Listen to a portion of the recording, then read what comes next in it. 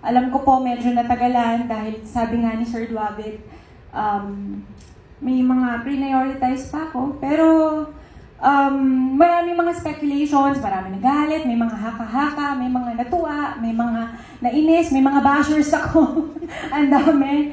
Pero wala naman akong ibang pupuntahan. Yung destination ko palaging clear. Palaging sa GMA. So, I can say that I am home. Actually, hindi ko nga alam kung tama bang sabihin na I am home, I am back. Kasi hindi naman po talaga ako nawala. Kumbaga, para lang akong nagbakasyon o nag-grocery lang, parang ganun lang. Tapos bumalik ako sa pamilya ko at kumain ulit kami ng dinner. Sabay-sabay ulit kami nagkakwentuhan at nagchichikahan. Parang ganun lang po. Bumalik lang ako sa pamilya ko na wala lang sandali.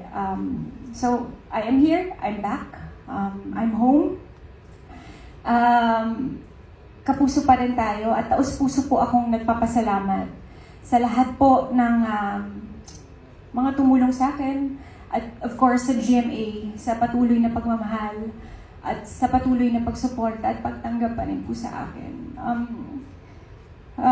Sa totoo lang, never naman po ako talagang nakampante na i-renew ako. Yung ganun yung, kasi sa totoo lang, ang dami ng mga bagong artista ngayon, diba? Ang daming mga magagaling na talents ngayon sa industry dahil nga nag-evolve tayo.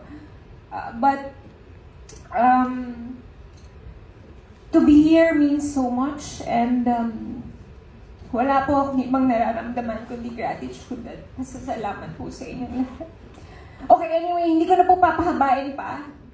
I'm just so grateful and I'm so happy na nakabalik na ako sa aking bahay after ng mahabang bakasyon.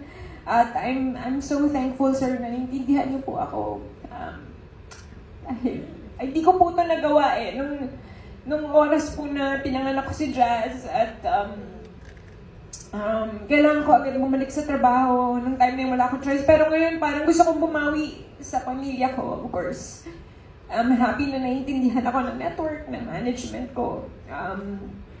Maraming salamat sa aking management, sa Tina Aguila, kay Jan, kay Tita Becky, kay Kat, sa aking mga besties, sa aking lab team, si AJ, si Ian, si Antea, si Jay, maraming salamat. And of course, sa aking family, na aking inspirasyon talaga, na bumangon araw-araw. Si Dennis, si Dylan, si Graz, si Calix, mahal na mahal ko kayo. Maraming salamat.